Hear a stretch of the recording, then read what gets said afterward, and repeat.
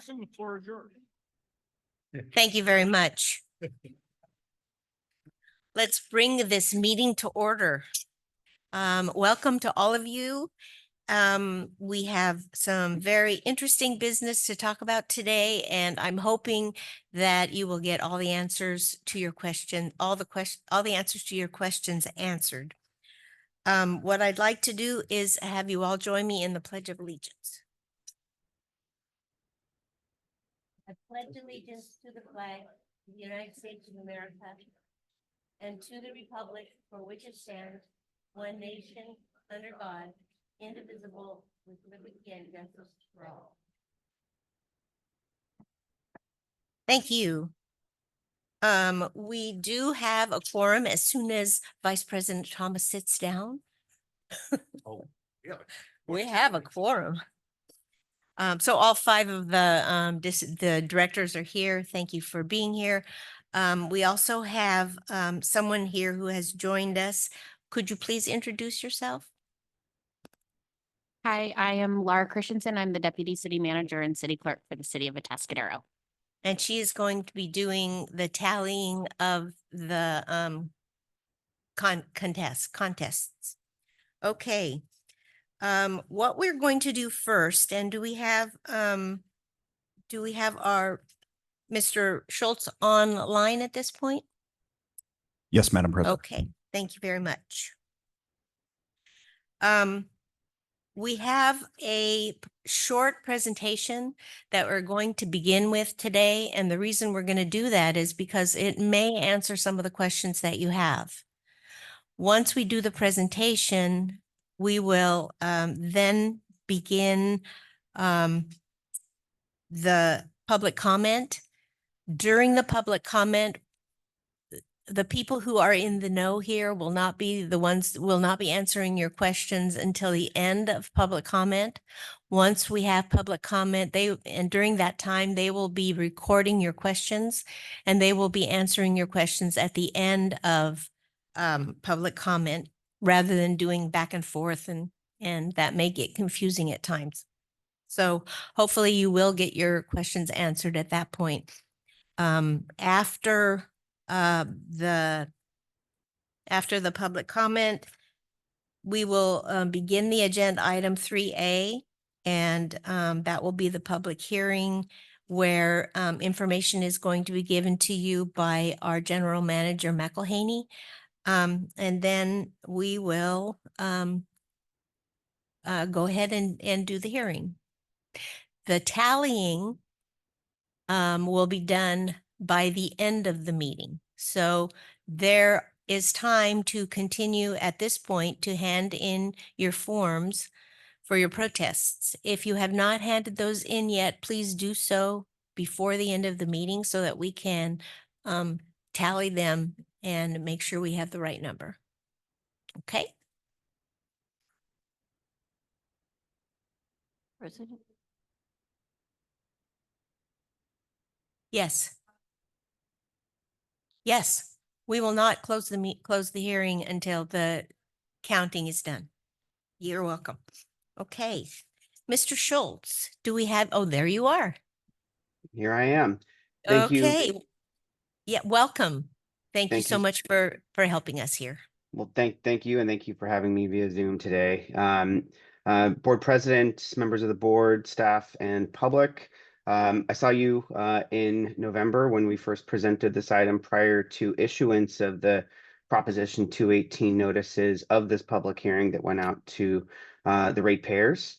I am Garth Schultz. I'm president with R3 Consulting. We're here before you in our capacity working for the city of San Luis Obispo, who served as the lead agency for a grouping of 10 participating agencies here in San Luis Obispo County regarding the 2025 rate adjustment for Mission Country Disposal and its two other sister companies operating in the county, and for a new rate adjustment methodology, which we were engaged to develop in partnership with the city of San Luis Obispo, participating agencies, and the Waste Connections family of companies. An important note for you and the public is that R3 in our capacity, we're here as servants of the public good. We work for public agencies such as the district and others throughout the state. We aren't working for Waste Connections, but we do work collaboratively on matters such as solid waste utility management and sustainable funding of those programs with companies like Waste Connections and others throughout the state. And I have my slide. Is it showing on the public send down there? Great. I got a nod. Thank you, Tim. So just a brief summary, and much of this has been presented to the board before. So we're summarizing this information for the purposes of today's presentation. What we're talking about here are the solid waste recycling and organics services provided by Mission Country Disposal to residents and businesses within the district. The district contracts with Mission Country Disposal for that critical service, collection of solid waste to prevent, accumulations and nuisances and vectors is required under state law. And public agencies have the choice to operate that on their own as a municipal operation or to contract it out to private entities. Here in the district, you contract that out to Mission Country Disposal, and that is largely the standard that is followed by most agencies throughout the state, is to contract with a private operator for that utility. The subject before you is that you have the ability as a district to authorize up to 5 years of solid waste rate adjustments at a time.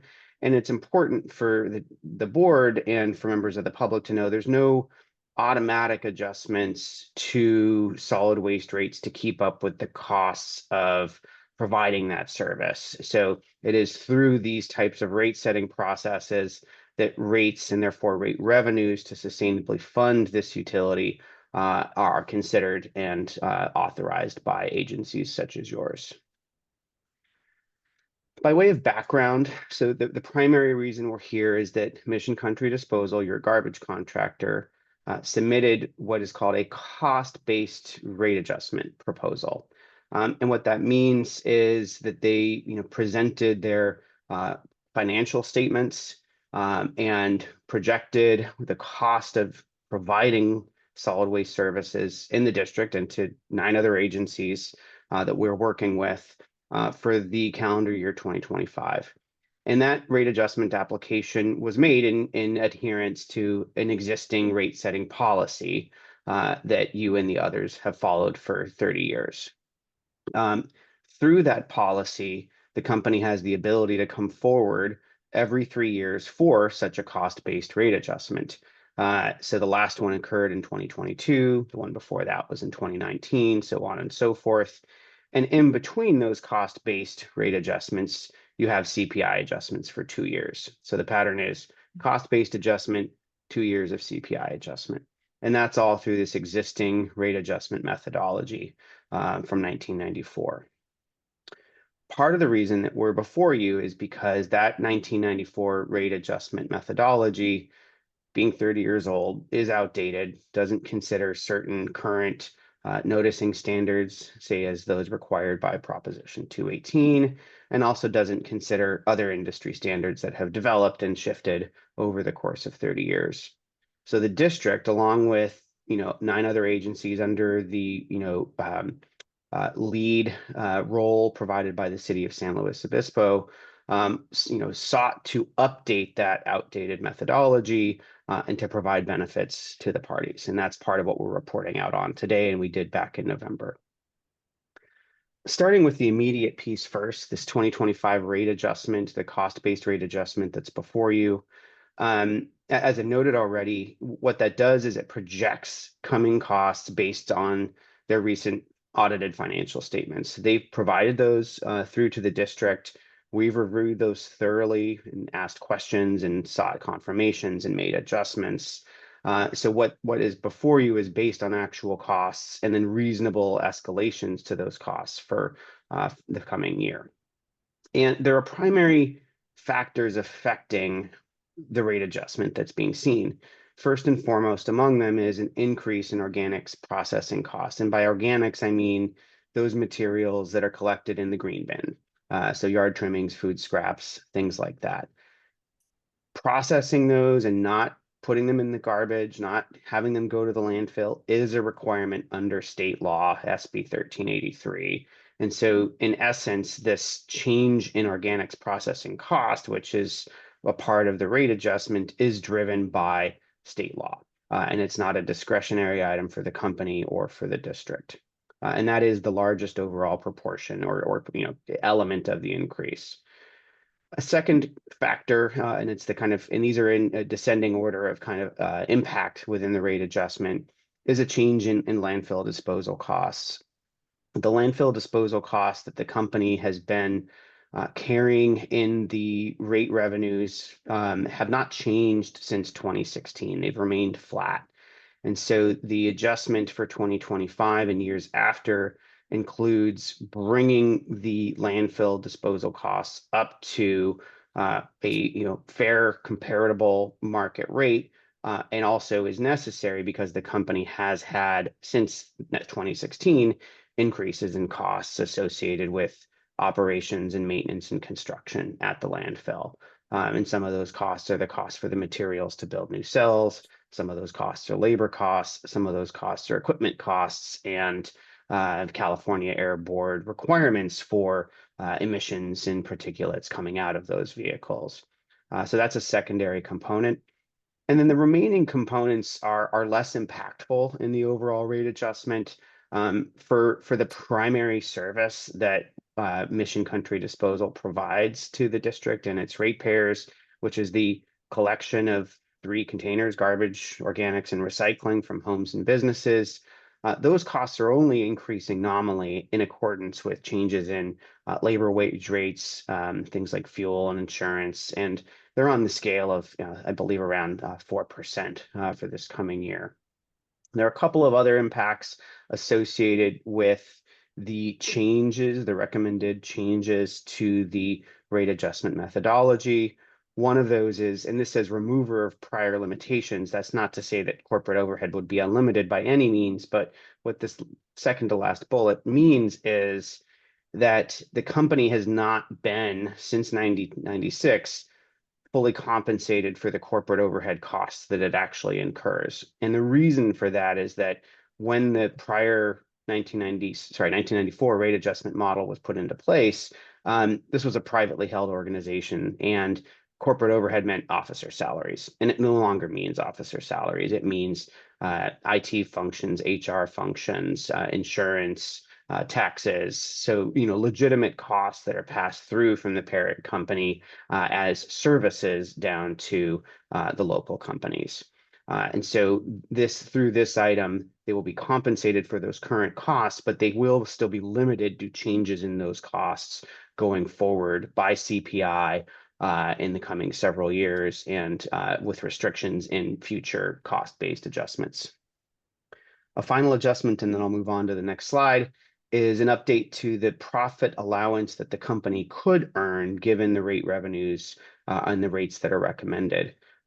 Presently, the profit allowance to the company is one, they haven't been profitable within this operation for a few years due to changing costs and declining revenues as folks subscribe to smaller garbage containers.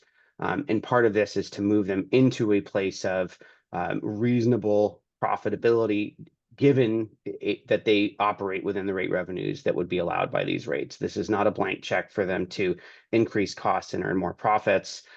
You're regulating the revenues given cost projections. If they don't operate the company within those cost projections, then that profit is not earned, and you are not obligated to fulfill that, except in very certain conditions.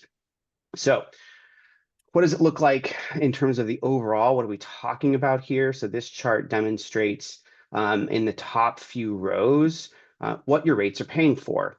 So you can see that top line collection services, that's the people in trucks driving to the community, picking up containers from homes and businesses, and bringing the contents back to South County for landfill processing, recycling, organics, and disposal. So you can see that's roughly $2 million, 1.95. The profit allowance that I referenced before, recommended for 2025, is 9% of that collection services line. And that's an important note. It's not 9% of overall expenses. It's just 9% on their collection services, which is roughly 5% of the overall rate. So that's what net profit allowance. Again, the company has to live within the expense or revenue projections shown here in order for them to earn that. If they don't control their expenses, then that's not something that that they will fulfill. Post-collection services, what that means is that's the costs, external costs to the company to landfill their solid waste, which is with another Waste Connections affiliated operation at Cold Canyon Landfill, to compost the organics materials, which I referenced as being an unfunded state mandate that is required to be funded through the solid waste operation, and then the processing of recyclables. The company has no profit allowance on the post-collection services. And then there's your agency fees to the district for your costs to fund your costs associated with management and administration of this agreement, use of the public right-of-way and impacts to roadways. So altogether, you can see that cost projections for 2025 total up to roughly 3.2 million. And if you were not to adjust rates today, the company would continue to earn revenues based on rates from last year, from 2024. And that's what this next line shows. The 2024 rates are calculated to yield around 2.8 or 2.9 million in revenues. And what this next line below, the shortfall prior to rate adjustment, shows is if the district doesn't adjust rates, this is the difference between their projected costs and the revenues that they would receive. In order to avoid that shortfall, the recommended rate adjustment is the 12.59% that's been noticed and is included in your packet. What does that mean for your ratepayers? Well, this is what it looks like. You've got a small 32-gallon bundled service for residents, medium 64-gallon, and large 96-gallon. And you can see the the monthly rates in 2024, the effective maximum monthly rates for 2025 if the district authorizes the rate adjustment, and the change in monthly rate that would be seen. And I know that Jeff Claren, General Manager with Mission Country Disposal, in the audience, and he might be able to correct me on this, but my recollection here is that the majority of your folks are in the 32-gallon service level, the smallest overall service level. With the rate adjustment does come a couple of service enhancements for the community and ratepayers. One is that you would have a provision of a new no-charge collection for one bulky item during your cleanup weeks. Currently, that first bulky item is something that is paid for directly by the ratepayer when setting out that bulky item. This would transition that to a no charge for that, funded by the overall rate base. And what this does is it helps eliminate barriers to folks getting rid of unwanted materials and helping to eliminate, set out of materials on the curb or in the public right of way or illegal dumping of those materials. And that's a countywide initiative in order to bring down the incidence of unwanted materials being in the public space. And a second component here is the annual card exchange. I mentioned the state law introducing new requirements to divert or compost organic waste. That means a lot more stuff going into our green bins, and those green bins can get kind of yucky. So what this annual card exchange does is it allows for every residential ratepayer once annually to exchange one of their containers and get a fresh, clean container in place.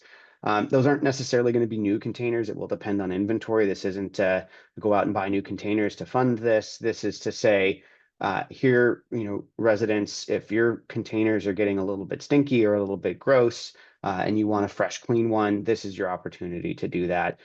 Waste Connections, Mission Country Disposal will take back the dirty cart, clean it at their site, and put it back into circulation for as long as it's in good condition.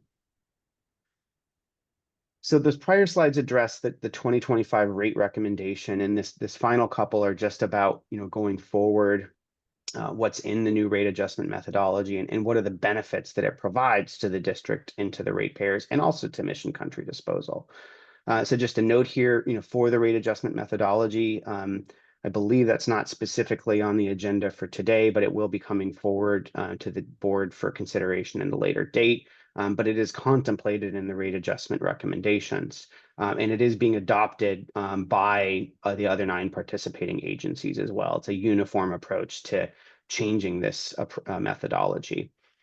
The reasons for it is to enhance rate stability, make changes in rates more predictable. They've followed kind of a sawtooth pattern in recent years to provide fairness within the county around rate adjustments, to provide greater transparency in terms of what's being brought forward. And even our presentations and report are showing new information in new ways than you've seen in the past. To make it easier for the district and the other agencies and the company to implement and to ultimately enhance cost effectiveness of the process.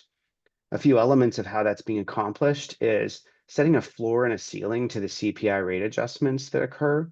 And then anything above a 5% ceiling would roll over to following years. So that has a stabilizing effect on rate adjustments, avoiding peaks and valleys or spikes in rates or rate changes. Another element that affects that is this revenue balancing mechanism. So, what this means is I showed a revenue relation for 2025. If the company exceeds that in 2025, well, the surplus carries forward to offsets rates in a future year. Conversely, if the company doesn't achieve that, it would be made up in future years. And what that does is similar to, say, an enterprise fund for your solid or for your other utilities, is it ensures, again, overall stability within rate adjustments so that you're avoiding large spikes like I know the district has seen in prior years. Importantly, in the second to last bullet gets to one of the key tenets of this rate adjustment methodology is it's stretching out the time between cost-based rate adjustments. As I mentioned previously, you have those every 3 years today. This would extend it to no more than every 5 years. What that means is instead of a cost-based adjustment with 2 years of CPI, you get a cost-based adjustment with 4 years of CPI at least. Because if neither party come forward and suggest a cost-based adjustment 5 years from now, that CPI adjustment will continue until such time as a cost-based is called for. And then finally, a portion of the methodology does contemplate, what happens if there's significant changes in law or changes in costs outside of the company's control. They do have the ability to come forward and request those, but they also bear the burden of proof in requesting those, and those would need to then be authorized by the board in order to be effective. I should note that this bullet actually should be revised. As of yesterday, we learned that California withdrew its waiver to the National Clean Air Act, which actually does change some of California Air Sources board fleet electrification mandates on private fleets. That's hot off the press type news. So this example may no longer be relevant here, but other types of unfunded government mandates could be relevant. Now, in terms of the recommended action for the board, it's to open your public hearing, as you already stated, board president, count the written protests, and then if no majority protests exists, our recommendation is to adopt the resolution authorizing the 5-year rate adjustments that have been noticed through your Prop 218 noticing process so that you can provide for ongoing stable funding of this solid waste utility in the district. And with that, I'm happy to take questions the board may have, and I will be listening attentively to public comment in the Q&A process. Thank you, Mr. Schultz. We really appreciate your presentation. I would ask that you keep track of questions that are going to come forward during the public comment. And rather than interjecting within that public comment, we'll answer those questions at the end of public comment. Does that make sense to you? Absolutely. Thank you. Thank you. So at this point, we're going to go ahead and go to the second agenda item, which is public comment. And this is only on the agenda items that are here because this is a special meeting. In regular meetings, then you can come up and you can say anything to the board or ask questions of the board pertaining to the jurisdiction of CCSD. But today it is only on the agenda items that are on the agenda today. I have several slips requesting to make public comment. And so I will take those, but there is no need to necessarily hand in a slip because I will ask for public comment. And if you want to just come up, please during that time, identify yourself, and if you are a Cambria resident. Okay, Just a question for the Yeah. chair about the timing of the count. Is there a point in this meeting at which you no longer can turn in protests? no, And it goes to the very end of the hearing. goes to Okay. the very end of the hearing so that we will tally the protests at the end of the hearing. We may take time out at the end of the hearing so that she can tabulate those protests, but she will do this in front of you, and we will have that report at the end of the hearing. Okay. Public comment is limited to 3 minutes. I will start my timer when you come up and identify yourself, and then we'll go from there. I'm going to go ahead and start then with the slips that I have. The first slip that I have is from Keith Henriksen. Mr. Henriksen, will you please come up to the podium? Thank you, Madam President. It's Keith Heinrichsen, Cambria now 26 years. Not that that should matter if I was only here for a year. These kinds of issues are relevant to all of us regardless. Anyway, I have some questions. First of all, I apologize for my late entry into this discussion because my questions probably should have been happening in November when his first presentation was coming around. But what I do have, and I should state that I don't have a problem with rate increases. I don't know that these rate increases are what we should be looking at. But the answers to my questions will help me decide that. The first question that I had to do with whether the increases were only going to be, my clock's not running. Oh, thank you. You are so good. I shouldn't have said anything. Oops. Or whether it was the actual expenses or if it was tied directly to CPI. My concern is that by eliminating the expenses that are the management, or I forgot what the title was for them, but by eliminating the controls on that expense, all that does is forestall, even with this program as it's set up, it will keep them from being able to increase it more than what the CPI is or 5%. But whatever that additional money is, will just roll to the next year. So if they don't manage their costs effectively, it's not like it goes away. It just goes to the next year. And if the CPI is at a lower level, they're able to take and absorb that up to the 5% again. So I still have an issue with releasing them from having some sort of responsibility to taking and having those expenses managed. Second question has to do with the trash collection. And I noticed on one of the pages that I have here somewhere, here it is, that has to do with their landfills. I forgot, I have so many printouts of things regarding this that I've lost track of which one this one came from. But it doesn't actually say what the Chicago grade landfill, the one in Tuscadero or Templeton is, what those costs are for a truck. However, it does list what the cost is per ton, and their cost per ton, and trucks are oftentimes the truck prices are often cheaper than the per ton prices, is $62. Our adjusted price that we should feel good about is 70, down from 92. And so I'm just wondering if they went to Templeton and talked to those folks to see if there was an option for us, because it affects all the other costs relative too. Because there's the problem with the distance. Okay, going to the Templeton landfill is 43 miles. Going to San Luis Obispo is 56.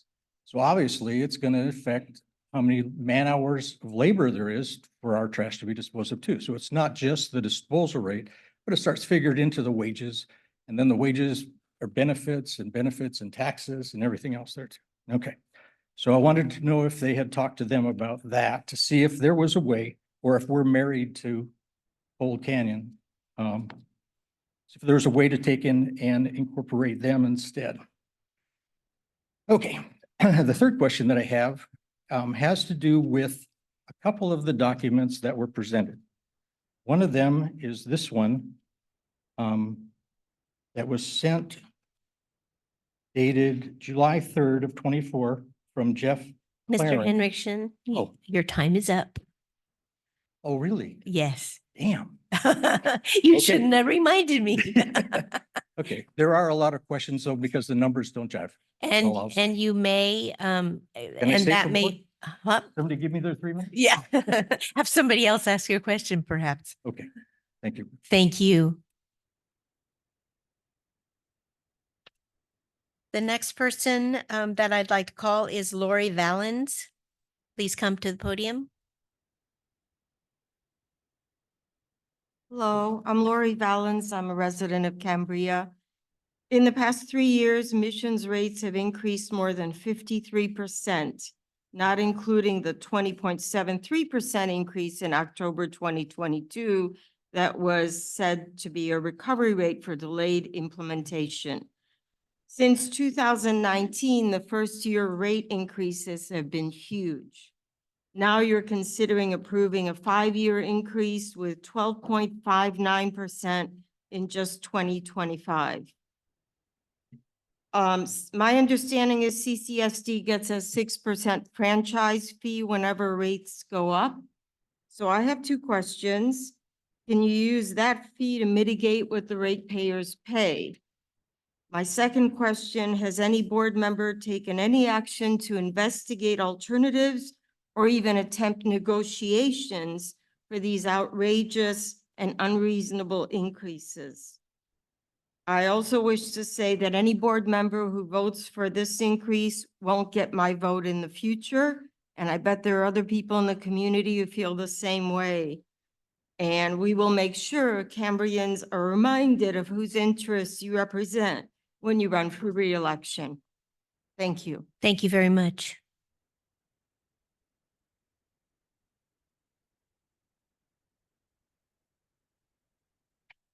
The next person to come up is Tina Dickinson.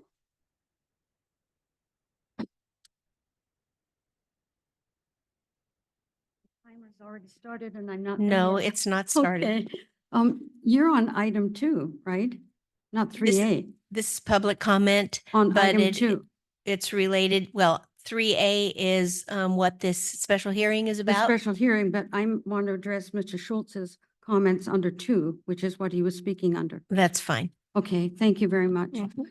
Mr. Schultz said that Mission Country or he is not working for Waste Connections, and yet Mission Country is a subsidiary of Waste Connections, who they're one of the 3 largest in the country for waste refuse. They actually take 35% Waste Connections in America, and they're also very much in Canada. So it's a conglomerate sort of situation. I've looked at their stock reports and they are doing extremely well, extremely well. And so I'd like to see, I've asked before for a profit and loss statement for Mission Country. I haven't been given that information. But the other thing is, under Prop 218, the envelope that we're supposed to receive is supposed to have information that will have clearly marked what it's for. So this is what it came to, this is how it came. Tina Dickinson or current resident. I'm a homeowner, but if I was a tenant paying the trash bill, my name, I'm not current resident, and there's no marking. But when the district sends out for water and sewer, there is in the lower left-hand corner, notice of public hearing of proposed increases to water and sewer. Many people that I've spoken to as I've been working on this protest said they didn't even know they got a notice. Why? Because it looks like junk mail. And that is not allowed under Prop 218. It has to identify somewhere on this envelope in bold print. It's very explicit under 218. That did not happen. And so I'm very concerned about that. I'm very concerned about the fact that the implementation of the rate increase was identified as January 1st, 2025. The public hearing is January 16th. But in the September rate increase, September 15th, we had a meeting. The rate increase was effective, I've got the notice here, October 1st. So here's the September 22. And the October 1st was the rate for the rates to be effective 2 weeks after the public hearing. The public hearing got pushed to September 26th because of the problems that occurred. But I mean, if people aren't getting what they're supposed to get, to know what this is, it just says Mission Country and then Tina Dickinson or current resident. That is not clear. That is not the way this should be addressed. And when I'm looking at the district from CCSD, clearly it says Tina Dickinson, the payer of the bill, the owner of the property. So I just wanted to address a couple of things with Mr. Schultz on that. And then I have other comments at 3A. I've turned in a slip. Okay, Thank you very much. Thank you, Ms. Dickinson.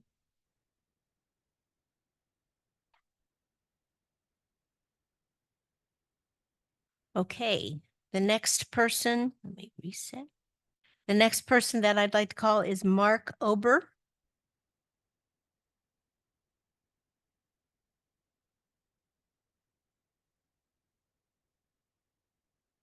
First Hello, of all, Mr. My name is Mark Ober. I'm resident of Cambria, property owner. I thought the presentation was excellent. It's based on numbers, but those numbers take into consideration not a single option. It's to say, what did we spend in the past and what will we spend in the future? They are a subsidiary of Waste Management. Waste Management's profit across the last 6 years is 12+% per annum, and they're a subsidiary of it. Their stock, as Tina mentioned, is only up about 35% in about 5 months. I would ask our general manager to explain what alternatives we've sought. For example, have we considered less collection? Our green wastes are seldom out in front of properties. I did an audit when 100 homes, less than 30% have their green can out each week. That's a truck empty. Have we looked at the alternative of other recycling places such as up in San Simeon that do green waste and mulch? Have we done the same thing in taking a look at it solid waste, not the gray can, shall I say it, where we're recycling cardboard? We have people who make profit off of that currently in our community. Could we use them, subsidize what's going on? I think this is a great group. There are 9 districts that are listening to what they had to say, but I haven't heard one thing that our district has done specifically from CCSD management that says, we looked at this alternative or we looked at this alternative. That's what I think the community would want to see. I'd also like to comment that the employees are really great employees. They're so friendly, the people who collect our trash, and they will help out. Yeah. But on the other hand, this is corporate America. This is waste management. It's not local hocal that we're discussing and what their profit margins. If you don't look at the totality, welcome to oligopoly. And I give the rest of my time to this fine gentleman here. I'm not sure that that's something we can do. Let me ask I our, thought you said you could. That's the only reason I said. no, I didn't say that. Okay. If not, I thought he was asking. You could ask his questions Okay, can I ask your question, sir? and you Make have, an exception, ma'am. You have- no, I can't make an you exception. have that right as board.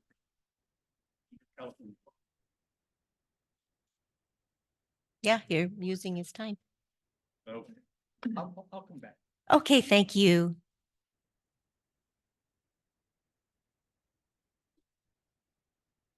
Okay. So at this point, I don't have any more slips, so I'm, oh, this gentleman has slips, so since I know your name, Mr. Willems, you may come, yes, go ahead and come up. I stole your pen. I'll make sure I give it back. Oh. Okay, I'm not here to discuss rate increases because basically I totally agree with rate increases according to CPI. That's great. I'm here to talk about methodology. And what I'm referring to is the last time with the rate change, I got this piece of paper that had all of these percentages of proposed increase. And if you take all of those proposed increases, percentages, 6.48, 6.3. You add the whole thing up, you come up with 62% increase. And that's what they based this on, was 62%. But all of these are part of operating costs. If I took my budget and I said, oh, by the way, my name is Gary Willems, so I don't know if that was put there to begin with. And you're from Cambria. And I am from Cambria, a ratepayer. So if I took my way of doing budgets and I listed everything down, my rent went up by 3%, my utilities 2%, my auto insurance went 5%, my gas, et cetera, it come to 20%. I didn't have a 20% increase in my budget. No, that's it. And what they did here is they itemized each one. I'm surprised they didn't put in here that chewing gum went up 5%. And so they were going to add another 5% for chewing gum on there. They came up with, it came to 62%. We paid 62% more. And every one of these things is just like the cost of gas or oil. I put that in my budget, but it didn't go for an overall budget. This is the methodology for making these cost analysis are wrong. That simple math, guys, is just simple math. If I get 10% off on each item I buy, that doesn't mean that I get 10, 20, 30, 40, 50% off. What that means is that my whole budget is 10%. So these ways of figuring are wrong. Even the way that we were talking about it today with these increases, they added up percentages. You add up amounts, not percentages. Next of all, our regular United States cost consumer price index is projected to go up by 2%. They want a maximum of 7%. Okay, give me figures that their increase went up. Their total, this is what it costs us to operate, not percentages, amounts. Then you get to the bottom of how much that you did, that you collected and what it was. That's methodology. And that is not the methodology that I hear and I see right now. Our consumer price index is 2.95 last year, and it went up how much percent? I know, there it is. I'm gonna put your pen down. Thank you, Mr. Williams.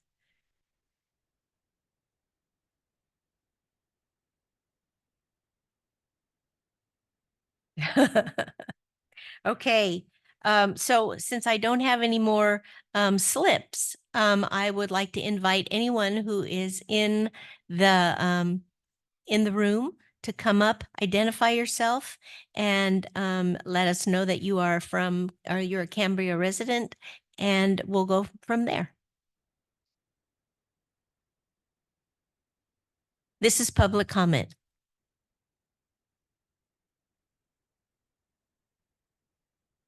That's true. Yes. Well, we are going to present 3A, and when we do that, yeah. Anybody else in the room? Yes, we'll wait for you. Do you need some help?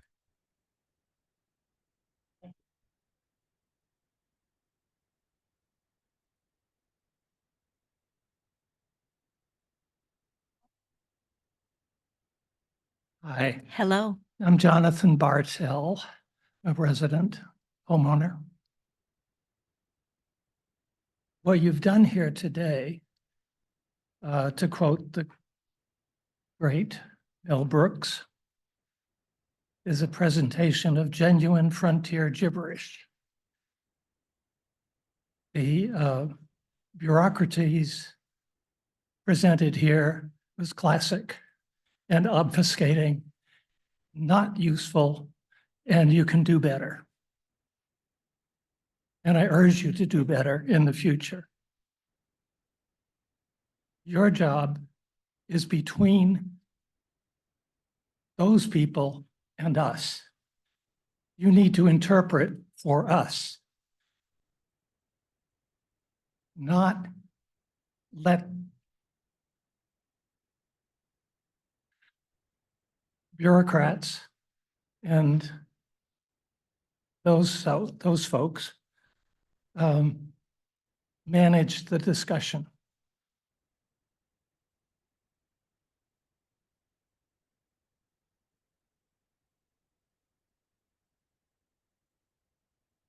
there was something up there on the screen.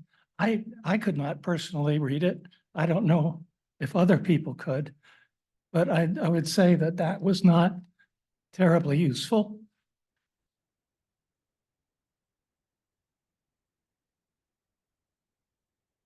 One thing that I want to address is it's been said that protest forms will be tabulated. I'm hoping that letters submitted to the district will also be tabulated. I understood that that was a way to protest the rate increase, and that's the route I took. So I'm hoping that my protest will be included. Thank you. Thank you.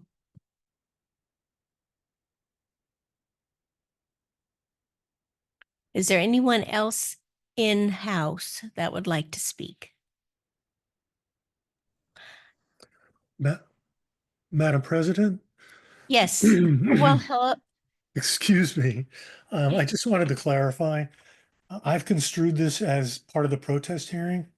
And that Yes. when this ends, the protest hearing ends, that will be the last chance to submit a written protest. And I want Yes. to make sure that everyone was aware of that so that now they know when this part of the hearing ends, there's no more ability to protest the rate increase. Yes. Okay, thank you. Thank you. Is there anyone online?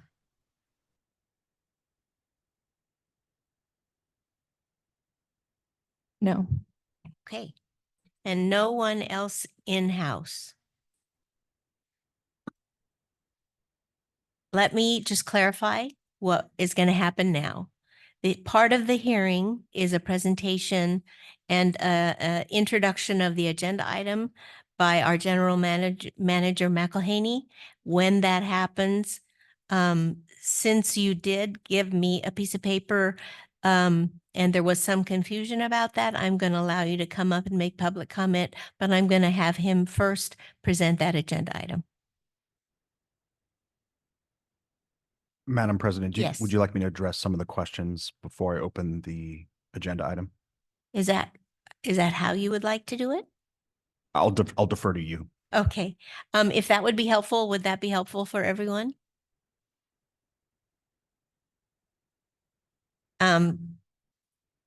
Ms. Dickinson, you need to not be speaking out. You need to wait till we recognize you. Thank you. No, I'd like you to present the agenda item, and then I think not only you, but Mr. Schultz and Mr. Claren and you, Mr. McElhaney, will be allowed to answer questions that you have heard so far. Understood. Okay, so go ahead and let's we'll go ahead and present that agenda item. Thank you. Thank you, Madam President. Agenda item 3A, public hearing pursuant to Proposition 218 regarding Mission Country Disposal solid waste and recycling collection and disposal service rate increase request and discussion and consideration of adoption of Resolution 06-2025, authorizing the solid waste and recycling collection and disposal service rate increase.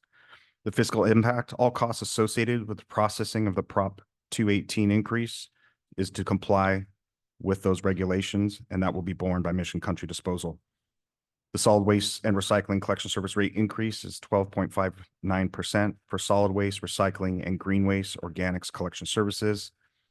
In addition, commencing each January 1 of 2026, 2027, 2028, and 2029, solid waste rates would be adjusted on the following basis.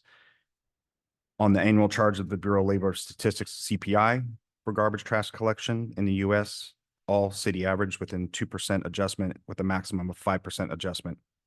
There's a calculation of a 10% profit allowance starting in 2026 with an estimate at an additional 0.67 to 0.69% of that adjustment in 2026. Additional of a revenue balancing mechanism in 2027 where actual revenues from solid waste rates over or under projections will carry forward into the previous year as described by Mr. Schultz. Rate adjustments for January 1, 26, 27, 28, and 29 are not expected to exceed 7%. This public hearing is being conducted in accordance with the requirements of Prop 218. In order to protest the proposed increase, written protests against the proposed rate increase must be filed with our confidential administrative assistant before the close of the hearing. And it should be noted for the purposes of determining the protest, state law provides for one written protest per parcel. There are 410 parcels within the CCSD. We have also have the assistance of the City of Atascadero's Deputy City Manager and District Clerk, Mrs. Christensen, and she will be available to assist in the counting of these protests. It is recommended the Board of Directors adopt a resolution, if successful, if not a successful protest, excuse me, that the Board of Directors adopt a resolution 06-2025 authorizing Mission Country Disposal Solid Waste and Recycling Collection Disposal Service Rate Increase Request. Thank you, Mr. McElhaney. So since I do have one slip that identifies this agenda item, I'm going to go ahead and let that person make their comment. And then I'm going to have a time when all of the questions that have been asked will be answered. Does that make sense? Okay, thank you. All right, so Ms. Dickinson, please come up and make your comment. Tina Dickinson, Cambria. There we go. Under California Constitution, Proposition 218, ratepayers have the right to protest fees proposed for water, sewer, and trash. I have never seen, since I've done the first Prop 218 in 2007 and done every single one since then, I have never seen a general manager of this district go beyond what the Prop 218 notice when it was sent out, the 45-day period that we have the right to protest, making a case for Mission Country, making a case in public, on social media, in my emails, wherever. That is not his job. His job is to be here and read out the item at the hearing. It is not to go to NCAC and promote Mission Country and these rate increases. And so that is something I've never seen before. The franchise fee, there seems to be such confusion among the directors as to where or how or where the franchise fee is supposed to go, what it's supposed to do. At the last finance committee, not this last one, but December 10th, there was conversation, discussion about the franchise fee. The chair of the finance committee said, well, you know, we may not be able to get this franchise fee much longer. And then the general manager comes in on Zoom and says, well, I think we really need to get that franchise fee for facilities and resources. The vets hall needs a whole lot of work, even millions of dollars, he said. And so where is the understanding about the franchise fee?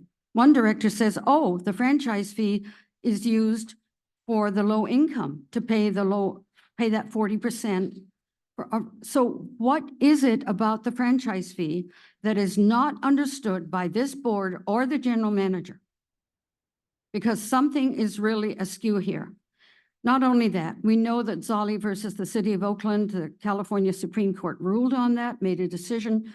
There are current lawsuits over the franchise fee. One as close as Paso Robles, another one in Redlands, some in LA County. And so something's got to be done. You are not providing a service to the community. Mission Country is providing that service. You sign on the dotted line for the contract. 218 requires a benefit from the service that's provided that where an increase is involved. You're not providing a service. And so that needs to really be looked at legally. And legal counsel, I hope you've talked to legal counsel before this meeting, because this is not right.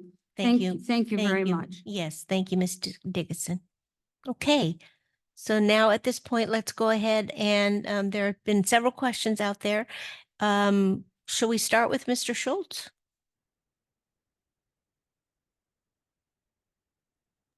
Happy to do so, Board President, and I can answer some, but not all of the questions I've heard. Some are best for the General Manager and or Jeff Claren, General Manager Jeff Claren, but also your District General Manager, Matt McElhaney.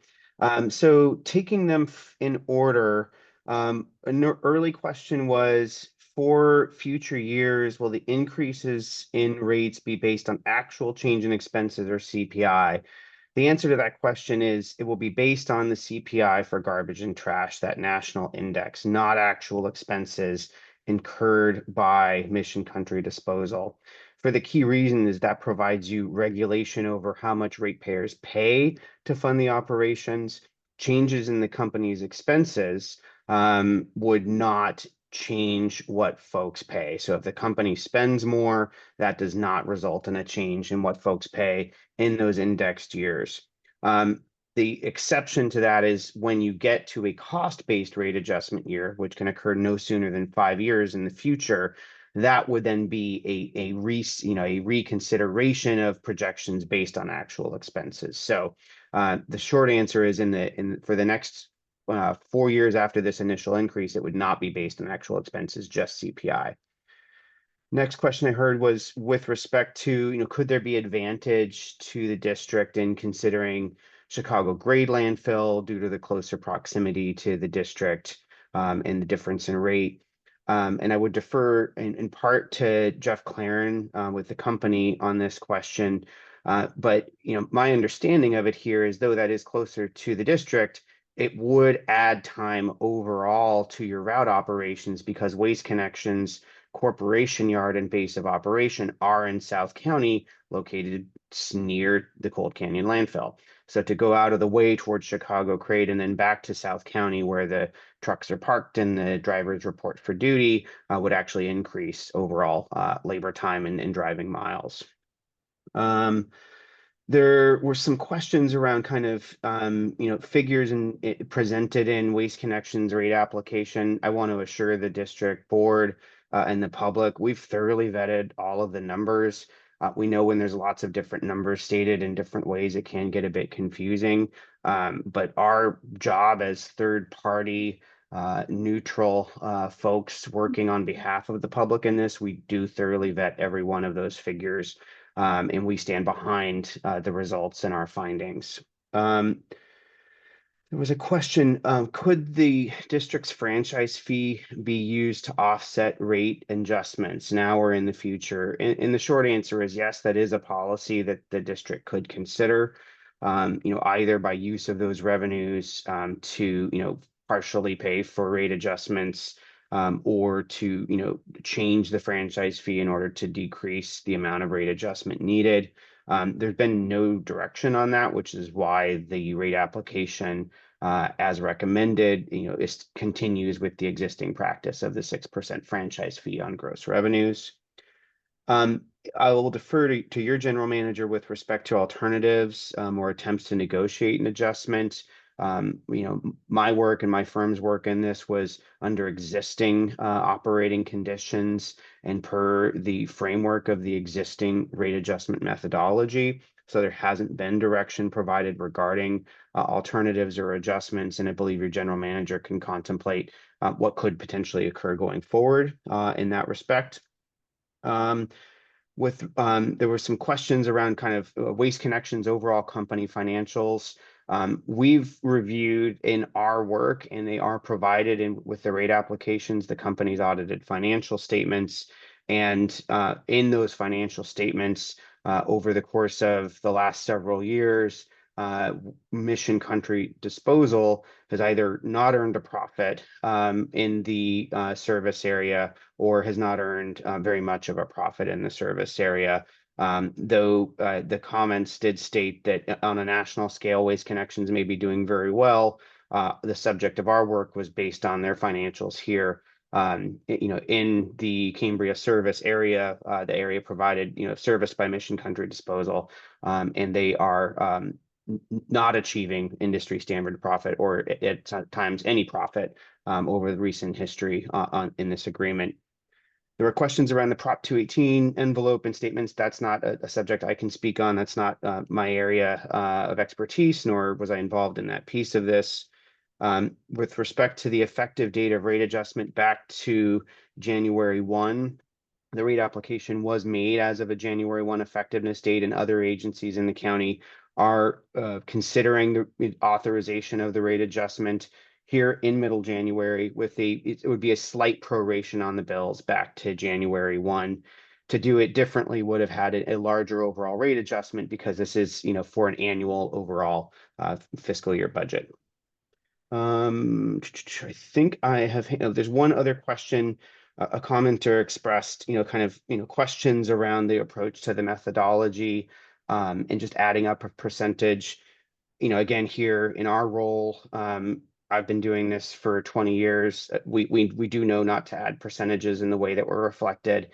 This really has been a thorough assessment of actual financial statements, of projections, looking at revenues, addressing it in the same way you as a district would for your enterprise funds or other budgets. This wasn't simply an adding of percentages. It was based on an assessment of the reasonable costs of providing these services and the revenues at current rates that are available to fund those services. And that's where the resultant percentage adjustment here in Cambria was the result of. I believe that's all the questions I can answer for you. If there's others of the board, I'm happy to help with those as well. But otherwise, I defer to Matt McElhaney, Jeff Claren. Thank you very much, Mr. Schultz. Would Mr. Clarence, would you like to come up to the podium, please? And please let the people who are in the room know who you are. Thank you, Board President, members of the board. My name is Jeff Claren. I'm with Missing Country Disposal. And I think Garth did a good job of answering a lot of the questions, but maybe I'll just kind of comment on a few of them. And I'll try going in order. I think there's one in the presentation that Garth actually asked how many container carts that was brought up. And I just want to give a little percentage. About 86% of the Cambria residents have the 32-gallon, 64, the middle-sized can is about 12%. And the larger size can is about 2%. So that was a question in the presentation. On the first commentary, I think Garth did a good job. One of the things I just want to reiterate, we are doing a cost-based year. So the next years are not cost-based years. So if we do spend more, it is on us. So it is not rolled over and is not a CPI on top of a potential of us spending more than we need to. And another thing too, if I think the rate whether at Chicago Gray Landfill is $62, but if you look at January 1st, the rate there is actually $73 per ton. That got raised in January 1st. And the next comment, I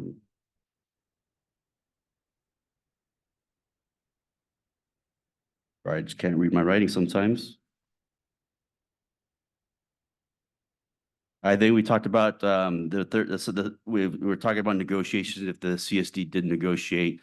And they did. They were using R3, and then there's a lot of negotiation. That's how a lot of the service enhancements came in, where CSD right now does do the low-income program at 40%. What we're doing now is the Mission Country Disposal is going to be covering 20% of that, half of that, and also the clean cart exchange and the one free bulky. So those are all negotiated items within this rate increase.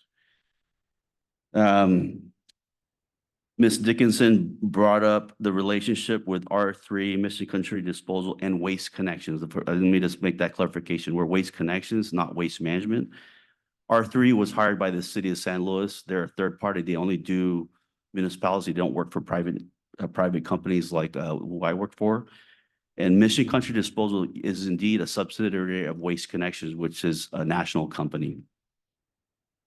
And one of the things that was brought up was financials, P&Ls. Well, we actually are required to do third-party audited financials, which is sent part of your district, and it was actually part of the rate application. So that's all stated in there. And if you look at Garth's first initial report, it does show what our profit loss margins for the last 10 years. And you can see there was clearly negative for quite a while. There was a rate increase in 22 that brought us back, but there was a lot of downsizing that happened and it brought us back to negative. So what the good thing about this is when this new rate manual, it's really going to include a rate stability portion. So there is no these fluctuations. It's going to be pretty steady. So should bring it back to a little bit stability on those side of things. I think Mark brought up something about waste management again. I just want to reiterate, we are Waste Connections, not waste management. And I think I answered the other question where Gary brought up was the profit. If you actually look at one of the pages, our financial audits, we were negative for a long time, and then now our profit margins are going to start be a little bit stable. And I don't know if Garth quite showed that one, but when you look at it, if you look at the overall percentage on what we spend, we are going to actually make a net profit of 5% on this contract. And that's going to be steady throughout, and we won't be going negative. This is going to be stability throughout the whole time. And I believe those are all kind of the questions that I could answer. And if General Manager McElhaney or Garth want to add anything, feel free to do so. Thank you very much, Mr. Clarence. No problem. Appreciate it. General Manager, I would like to give the board a chance to discuss or ask questions prior to your answering questions. Does that make sense? Okay. So let's go ahead and do that then. Yes. Okay, so there was comments that we did not try to do anything to assist customers with, Yeah. I'm sorry, can you hear me now? Thank you. There were comments that the board did not do anything to attempt to help out the people with these rates. And I just wanted to say that Director Gray and I spent a significant amount of time back and forth with Mr. Clarence of Mission Country Disposal on all the possibilities there could be to reduce the rates, including looking at the 19-gallon cans, not collecting every week, all of those kinds of things. And the only thing we were able to really come up with was that 40% decrease in the rates to those customers who are low income that qualified with CARES. And we spent a significant amount of time working on this and exploring all of the options with Mr. Clarence. So we did make as much effort as we possibly could to help out the community members. Thank you. Your light is not. Do any of the other board members have statements or answers to any questions? Yes, Director Farmer. Thank you, President Scott. Not necessarily answering any questions right now, but perhaps an explanation from either our general manager or legal counsel or both with regard to, since franchise fees were brought up, exactly what they are, how they apply to the district. Thank you. Mr. McElhaney, how would you like that answered? Well, part of this, and I can also defer to Mr. Carmel, but as Ms. Dickinson noted, there is a court case that may be setting some precedent on what those franchise fees are for. Typically, and correct me if I'm wrong, Mr. Carmel, those franchise fees are used to, for instance, repair streets and roads that these trucks can do damage to over the years, and those are applied. In our case, we don't manage roads. And so to Mrs. Dickinson's point, when we were talking about the finance committee, what we were going to do with some of our franchise fees, typically those have been used for various different district operations and or put in reserves. So the conversation at the finance committee meeting was the discussion of how could we use some of these funds and put it back into the community, hence some of the Vets Hall repairs. If we take a look at our floors in the Vets Hall, they are extremely worn and we are in need of some serious rehab. So while we received those franchise fees, we were discussing how do we inject those back into the community, and the Vets Hall is supposed to be a community center. So that was some of the discussion. Am I missing anything, Mr. Carmel? Franchise fees, excuse me, I've been ill. Franchise fees are general fund revenues, and they're used at the discretion of the board like any other general fund. The legislature and statutes don't dictate how they're to be used. Thank you. Thank you. I Yes. did want to touch on one other issue. Yes, please. there was a comment that the 218 process requires some sort of a indication on the envelope as to the nature of the proceeding. I'm not aware of any such requirement. And I looked at the 218 implementation statute, and it doesn't include anything like that. Thank you. Thank you, Mr. Carmel. Yes, Director Gray. Yeah, thank you. Thank you, President Scott. Yeah, a couple of comments on points that were raised or questions that were asked. Several people commenting were talking about the relationship between Mission Country and its parent company, which is, of course, Waste Connections, not Waste Management, as Mr. Claren noted, and that the parent companies are quite profitable. It's and of course, our analysis of the profit and loss is based very local. It's based on Mission Country's own results. I think that's appropriate, though, no matter whatever the results of the parent company is, because a company that's a subsidiary still has to be profitable for the parent company to continue to own it. Because if for instance, if Mission Country were not a consistently profitable company, if I were, management of the parent company, I would say, well, we might as well offload this one because it's not making money for us. It's costing us money. So you have to have profitability at the local level, whatever, even if it's an independent company. So I think that it's a bit of a red herring to talk about whatever the fortunes of the parent company are. And I also was going to ask Mr. Carmel this about, he kind of answered the question. My understanding about the notices that go out, protest notices that go out, is that I'm not sure that's even required under Prop 218. This district in the past, I don't think actually even mailed out protest forms until a few years ago. We did that, I think, the first time. We had some discussion of that when we had the last water rate increases, if I'm not mistaken. I don't know if, this is before General Manager McElhenney was here, but maybe someone else can answer that question. Yeah. Let's not interject. But I think we are actually going a little bit above and beyond the requirement at this point. I might be wrong, but maybe someone can clarify that for me. Mr. Carmel, did you want to clarify? Sure. There's no requirement to include a protest ballot in the envelope. We did do it once, I believe, and it's been debated before, but it's not a legal requirement. Thank you, Mr. Carmel. Yeah. In other words, the notice has to go out, right? That's correct. Okay. Vice President Thomas, thank you. Thank you, Director Gray. Yeah, thank you, President Scott. I brought a copy of the notice that was mailed to our house, and right on one side it is our names, our current resident, and on the other side of the envelope is Mission Country disposal rate adjustment effective. So it's very clear on the exterior of the mailing what this is. One of the things that I'm very interested in is the discussion on alternatives. And this is not a low barrier to entry kind of industry. The capital investment involved in forming a waste disposal company is tremendous. The cost of the trucks, the relationships with the disposal sites, and not all disposal sites are taking new customers.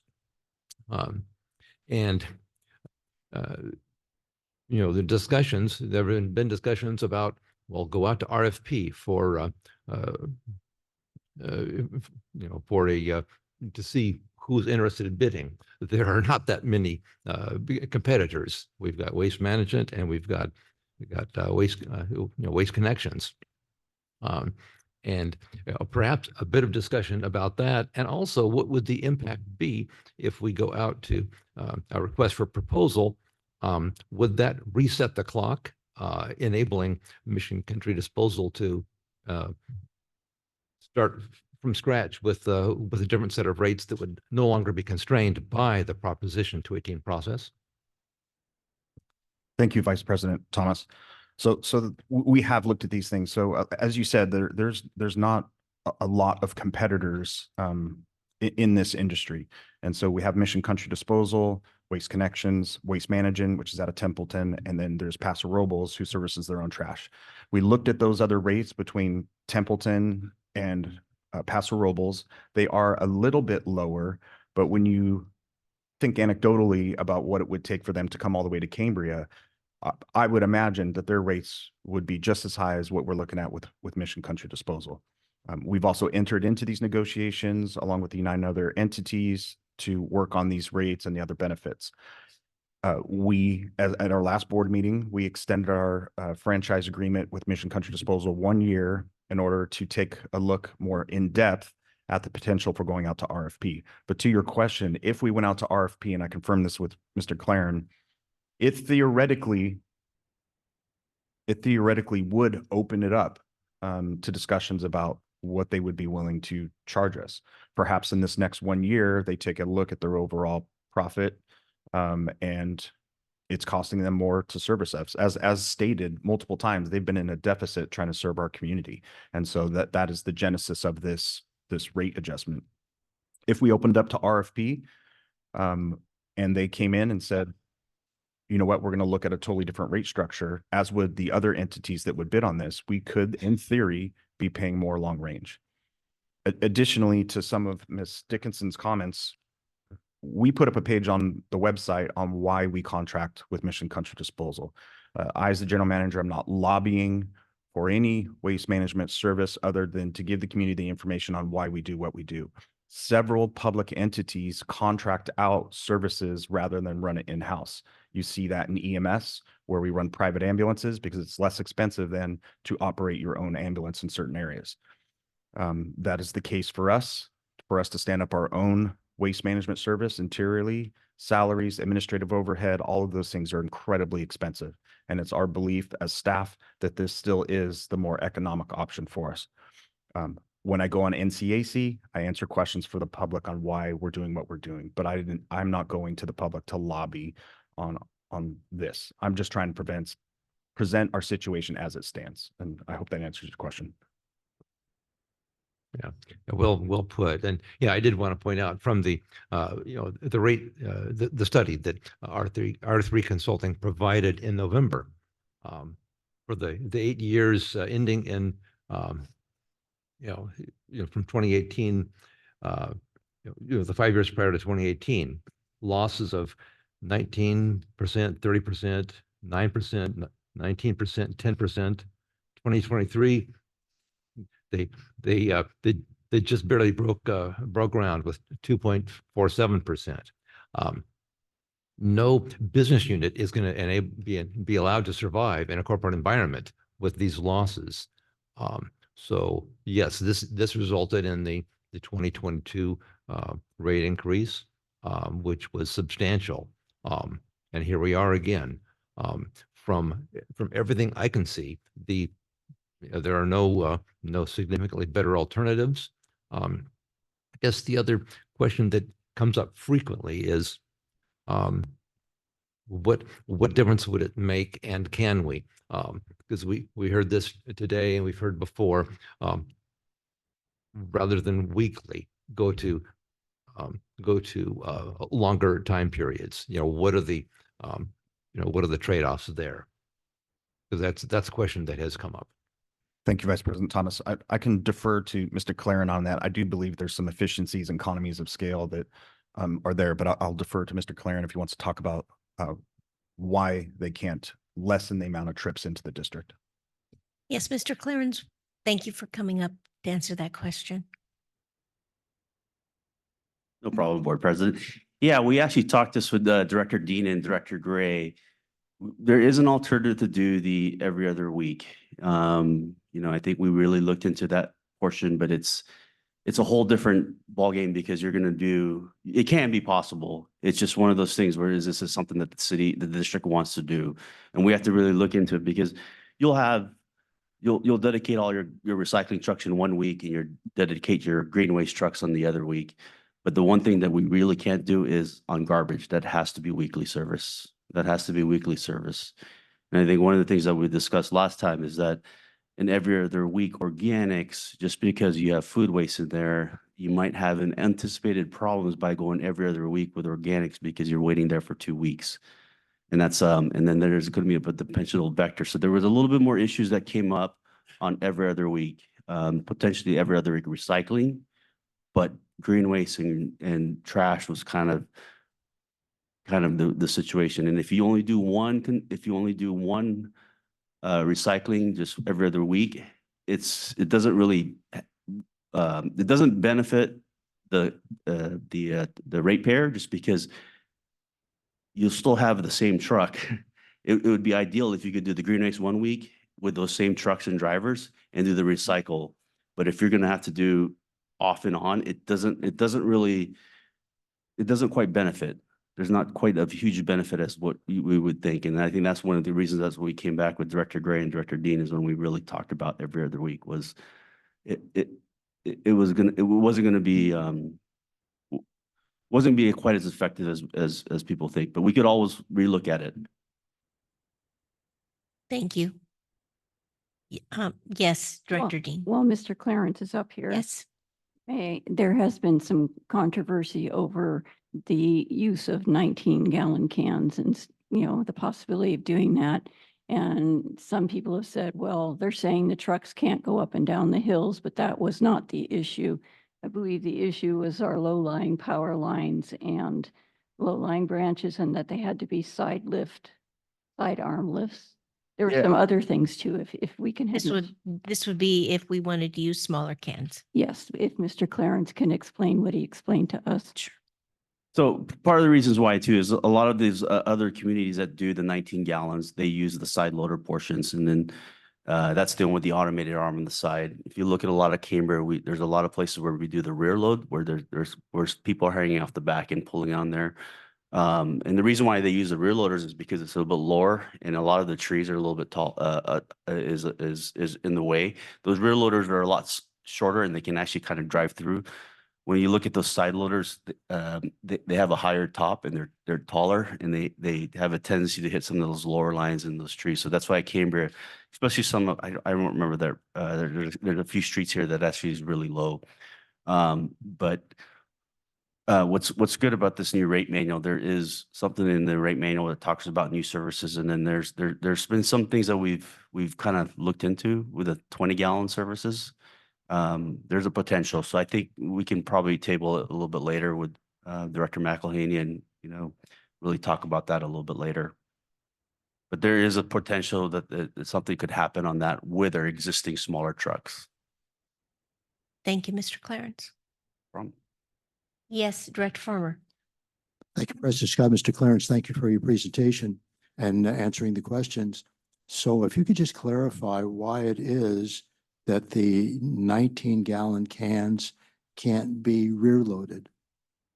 So last time we made that explanation that the can manufacturer was making it a little too low, and it wasn't able to be lifted on the rear loader. It would have to be basically used by employee force, and then we didn't want to make that a habit, just because a lot of the other places use the side load, so it's more of an injury risk. We found some new vendors that actually kind of made some taller cans, so that's something of potential that could happen. So now it actually can hook up to the rear loader without the use of manual labor doing it. It actually is going to be automated, meaning it's going to be put on a lift and then lifted with the lift instead of using a labor to dump it in there. Okay. So perhaps I'm not getting the full picture here. So you're explaining the fact that the rear load will obviously, implement the 32-gallon can, but there's no way to also make an arrangement so where the same thing can be done with a 19-gallon can. What I'm saying is that we really heard you guys last time. So we've been working with the manufacturers and looking at cart containers that there is a possibility now. 3 years ago, there wasn't a possibility. Now that there is some revelations, we've got some garbage trucks that can pick up a little bit smaller can. So this is something where the new rate manual says if it's new services are provided, that we can work with the district. to see if that's something that's interested. The new rate manual states how to do that, and we can kind of put something together, a proposal, if that's something that the district would like to pursue. It's not in this application, but it's something else. So like I said, if it's a new service, we could definitely start to pursue something like that. Yeah, I think, part of the reason that folks are concerned about this is that there are so many people in this community that are retired, live alone, that type of thing, and don't necessarily generate that much trash compared to maybe Morro Bay or Cayucos that are more family oriented. I just want to mention one thing, and I hope this doesn't upset some people, but I think I just want to say this. We don't have anyone complaining about the quality of service that your company provides. And I hope people would take that into consideration, that we're extremely fortunate, considering circumstances that, and somebody coming by and picking up your trash every week, and it's dependable in every fashion, is something we shouldn't take for granted. That's what I want to say. Thank you. Director Farmer, thank you for that. I mean, that's one of the things our folks really pride on is service and customer service, both from the office standpoint and from the field standpoint. So that's great to hear. We'll make sure to pass this off to our next tailgate meeting. Okay. Thank you. Thank you, Mr. Clarence. Yes, Director Gray. Yeah, thank you, President Scott. I have a question actually for Mr. Clarence regarding what some of the alternatives we're talking about right now. For instance, a 19-gallon can and maybe alternate day pickup for recycling, which we have talked about before. In terms of what we're doing today, adopting the new rate schedule, is it true that if we continue our discussion of these alternatives and we come up with one that's cheaper, for instance, a lower rate, a 19-gallon can, that would actually be reflected? Could that be reflected in rates when we agree to that? In other words, we're not locked into rates for 3 years if we find a way to change the level of service or whatever. Well, that's the great thing about this new rate manual. Yeah. It allows us to put like a new cost base portion in, and if it's going to include a new scope of service, then it's going to be looked at all over again, and then it would reset basically what you guys, if it's successful today, it would reset what happens today. So you could do another one where if that's going to be the case where it's going to be overall benefit, you could probably restart the 5-year clock again. Right. So basically, this what we're talking about today is these rates going forward 5 years are based on current service, and if we change the service level at any given time, these forward rates, this forward rate schedule also might be, depending on what sort of savings there were, that would also be adjusted at the same time. That is going correct. forward. Yeah, going Yes. forward. Yeah. Thank you. Yes, Director Dean. Just to be clear what Director Gray is saying, if at some point we find we can do the 19 or 20-gallon can, then that could be adjusted into what we're deciding today when that becomes possible. That is correct. And this is going to be a little bit discussion. That's why I said when we can have this a discussion and really see if this is something what the district wants to propose. Because when you look at it as a whole, it's going to cost the garbage company, Mission Country Disposal, to collect Cambria that's with the same trucks and the same people. There's going to be a cost associated with that. And how it's broken down, it's going to be depending on the service sizes. So you're still going to have the same costs. What might happen with a new container, some of those costs might be spread out through all the other services. So you may add 19 gallons, but some of the other ones may go up a little. So that's the part where you're still gonna have to, for example, if it's $1 million to collect Cambria and it has a 30, it's not going to change if we add a 19-gallon. It's still going to cost us about $1 million to collect Cambria. So if we're taking a little bit less revenue, it's going to be somehow that 19-gallon, the difference from the 32 and the 19 will be spread out somehow through the new rates. So that's why when we talk about it, we can come back with it and it helps to add a 19-gallon in there, but there's going to be some of that cost that might be spread out. It may not be as much since we're going to collect less, but still, there's still going to be some of the portion that's going to be proportioned out to some of the other container sizes. Okay. And Director Dean, we're going to be bringing that rate adjustment methodology forward in a future meeting to adopt it formally. and I'll work with Mr. Claren on those options. But I believe as he's saying, the monies are going to get spread out. So if we have that 20-gallon can, we'll see increases in the other cans to offset it, because either way, like he says, they're coming to the district. But we'll take a look at it and see if there's other options. I remember we discussed that before. So, okay, one other thing. Yes. There is a benefit that we get from Mission Country Disposal that not everybody may be aware of.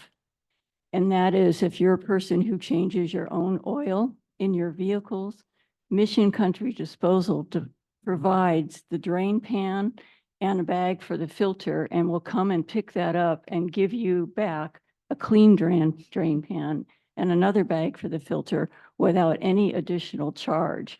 That is And part of the bundled service. That is correct. And I have to say that that service is excellent. And if your drain pan disappears for some reason, the gentleman that comes and picks it up will spend as much time as it takes to help you try to find it. And if they can't, they replace it. And I can vouch for that because someone stole mine when it was full. We verified it was not one of our employees. No, I have it with my security camera. I saw the person do it when I looked at the recording later, but thank you. These people are very caring and considerate and go out of their way to help you. So I appreciate that. Thank you. Thank you, Director Dean.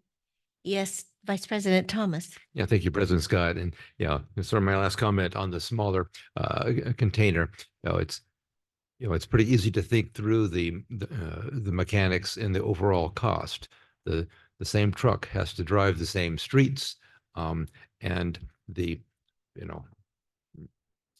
process of emptying the smaller can is going to be about the same as the larger can, the same number of employees. So just occurs to me, it's something we should pursue, but it doesn't sound like a panacea. So worth consideration, but we'll see. Thank you, Vice President Thomas. Mr. McElhaney, do you have questions that you would like to answer that were posed that have not been answered yet? Thank you, Mr. Claren. Thank you, Mr. Claren. Thank you, President Scott. Let me go backwards here and take a look at some of the questions. So we talked about investigating alternatives. I think we've covered that pretty well. We talked about the Prop 218 envelope and how that's within specs.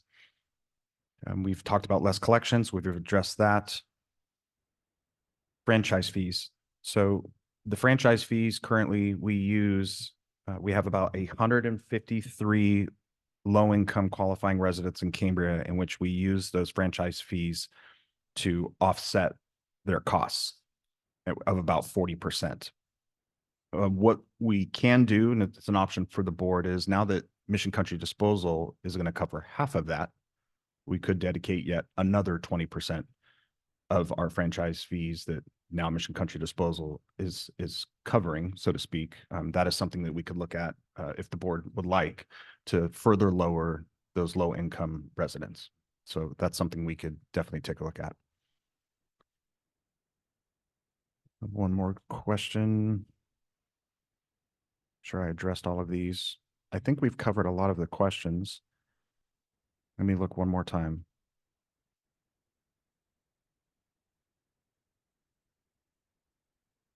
I think we've covered all of those questions. Okay. I have a question for Mr. Carmel. This is a point of order. Got it. Okay. I have someone who came in a little bit later, has submitted a comment form, and I'm wondering if it would be allowable to go ahead and allow that person their 3 minutes. Yes, that's within your discretion. Okay. Thank you. Thank you so much, sir. So I'd like to call then Joanne Dean Freemeyer, and please come up to the podium. State your name and where you're from. Joanne Dean Freemeyer, and address, did you want? No, just that Okay. you live in Cambria. Anyway, yeah, thank you for the opportunity to speak here. Okay, so I've lived in Cambria now for 3+ years, and it's like every year the rate has gone up on the waste disposal. And this is the first community I've ever lived in where you were mandated to take garbage disposal. So it's like a whole new thing to me. And, you know, I'm not happy to see the rates keep going up. So I just wanted to register that. And then I had a suggestion that, I don't know if this has come up yet. I'm glad to see you considering the every other week pickup idea. But here's an additional one. And that is, I live by myself. I produce like one wastebasket of garbage per week, okay? Which is hardly even worth taking out to the curb, but I do. Plus, you know, maybe one big bag of recycling and a little bit of kitchen garbage. So I know that like weekly pickup is necessary for like the restaurants and such in town, because they produce a lot more. But is there any way that you could do tiered service such that those that are producing more pay more and those that are producing less pay less? So that was my suggestion. Thank you so much. Thank you. Yes.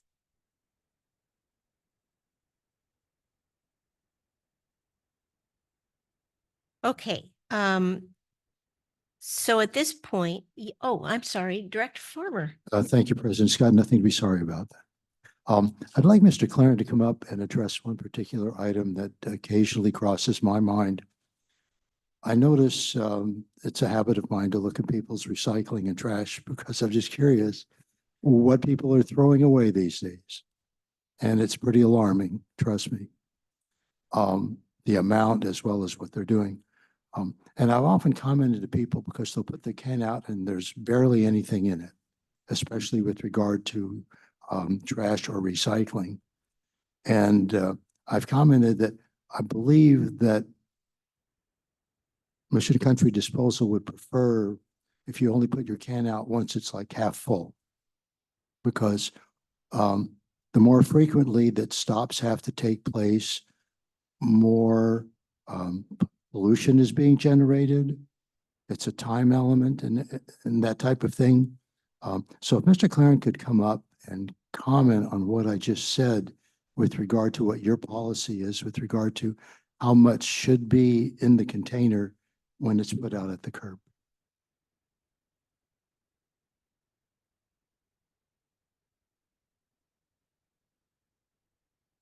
That's an interesting question, Director Farmer. It's one of those things. We are there weekly and for every container. And if you don't put your container out, our drivers will pass by it and they won't make that stop. And that could cut down, if you keep doing that every week, it will potentially on the next cost base year, it should reflect in a reduced cost on that side of things. And it's in the amount ideal in the container is really the threshold of the resident. You don't really want to do that, especially with trash, just because of vector that's every 7 days it's got to be picked up weekly. But recycling, it's kind of really up to the resident. The driver will be there. I've never really looked at it to see how much that will save. Just if it's only a few, it may be negligible. But if a lot of people do it, it could make a difference. I've never had that question before, so it's something that we would have to look at. But theoretically, you're right. If they don't put it out, our driver will drive right past it. And again, it's going to be a threshold level on the resident. Okay, I guess I was as much concerned about if they're not making a stop, and folks might say, Harry, you're getting really picky here.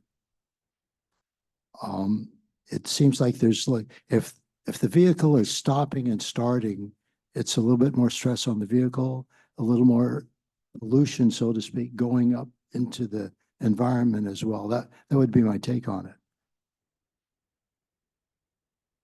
Yeah, Director Farmer, I have to look into that. I'm gonna have to talk to our shop folks and our purchasing folks with the vehicles, because I'm not sure how much that,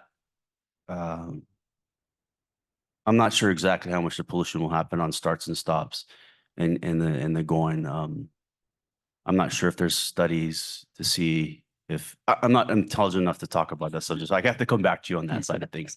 I'm sorry. That's all right. Some people say I'm not either, so thank you so much. All right, thank you, Mr. Clem.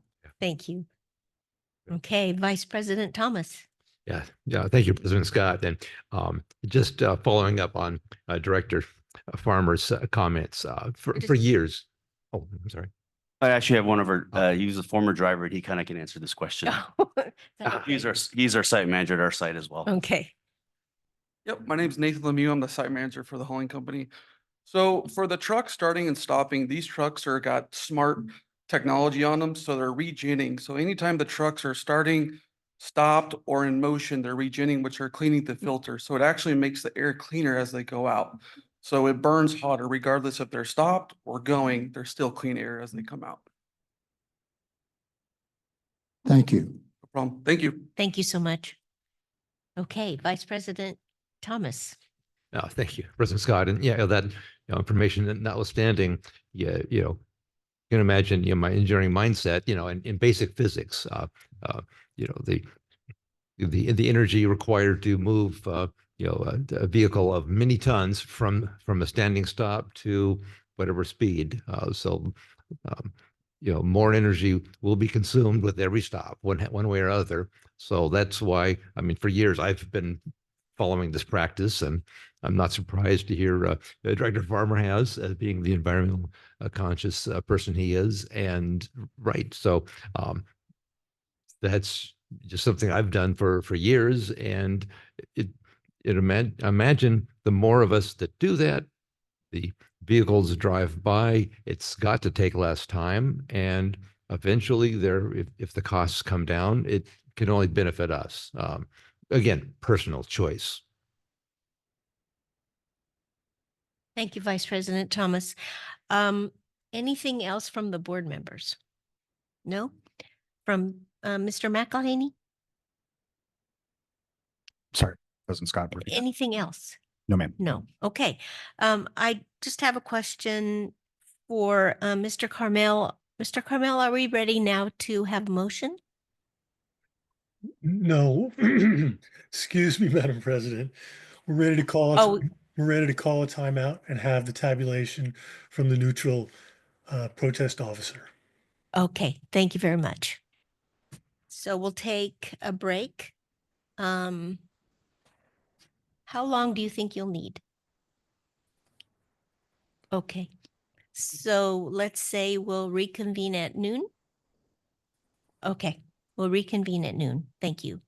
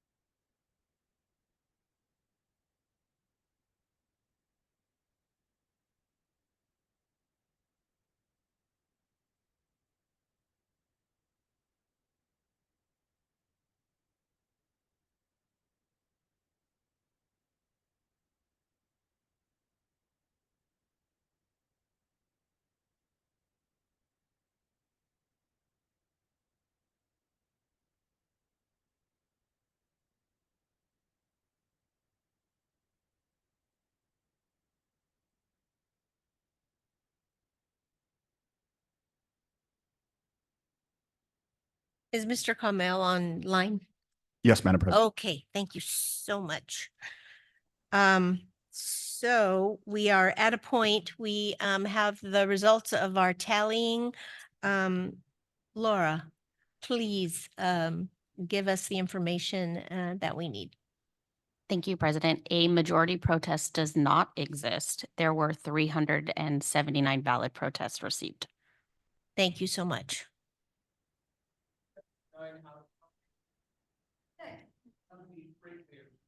There are 4,010 parcels. It required 2,006 protests received to be a majority.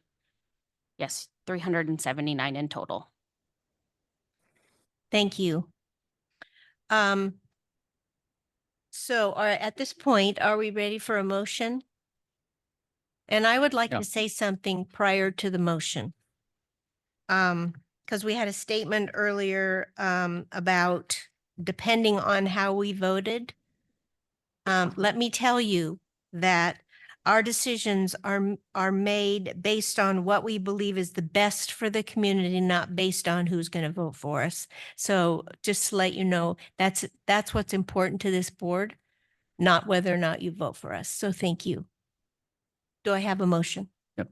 I'd like to move that this board adopt resolution 06-2025, authorizing the solid waste and recycling collection and disposal service rate increase.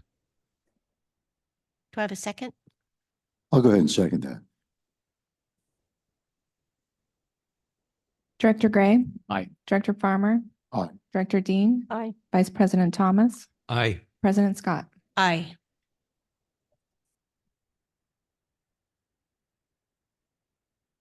Thank you so much for joining us. You can stay for another 2 agenda items, but we're going to go ahead with the rest of the agenda items that we have on our agenda today. So our first agenda item is 4A, and I would like our general manager to present this agenda item, please. Thank you, President Scott. Agenda item 4A, discussion and consideration of voting for a special district representative for the San Luis Obispo Local Agency Formation Commission, LAFCO. There's no fiscal impact associated with this. This nomination is for 2 regular special district seats on the LAFCO Commission. One seat is for a 2-year term set to expire in December of 26, and the other would serve through 2028. Each special district may nominate 1 candidate for each seat. President Scott was with me at one of our CSDA chapter meetings, and they spoke about these 2 seats being open. And I communicated with the board last meeting, and President Scott was interested in serving on the commission. So we have prepared the staff report and will submit this to LAFCO, and I believe the deadline is February 7th. And I'll turn it over to the board for discussion. Thank you. Any discussion?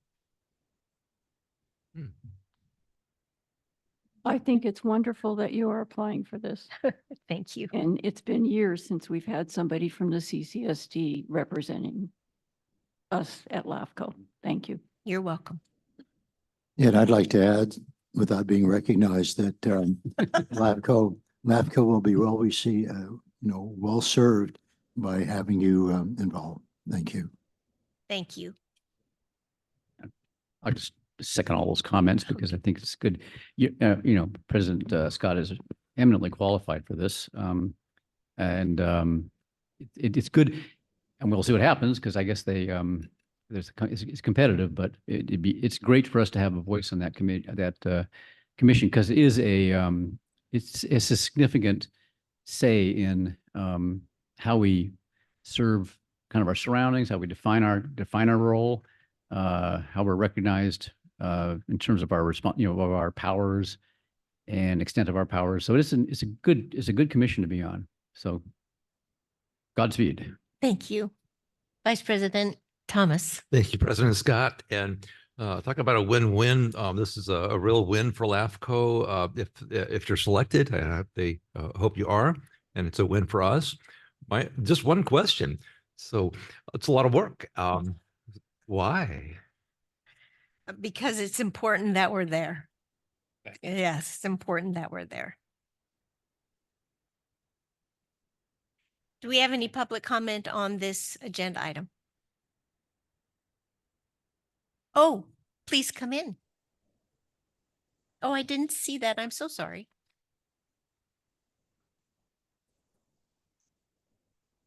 On this item, I am a little bit curious because there has been discussion for quite a while about incorporation. And I'm wondering if there are any thoughts regarding incorporation as you, President Scott, apply for this position. Has the board or members, well, I know it's been brought up. I've been hearing it in some meetings, and so I wondered if that was a part of why you may be wanting to apply for a LAFCO. I do know this, that I watch, LAFCO sends me their agendas every month, and I've not seen anything yet on the dissolution of San Simeon in their agendas. But my understanding is that that is going ahead right now. The process is going ahead through the county. But I've also been told that certain people in the county are saying to CCSD, well, you know, maybe you should look at this and maybe think about San Simeon. I don't think the CCSD is prepared to do any such thing with all the issues that we have surrounding us. Thank you. Thank you.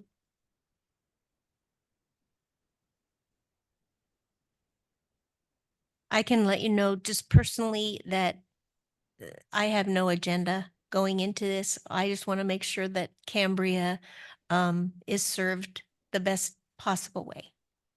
Yes, Mr. Dudzik, would you like to come up and make a comment? Very much, Madam President. I very much agree with what you said earlier. CCSD needs to be represented. This community needs to be represented at LAFCO, and having you there would be tremendous. I hope all the best for you. Thank you.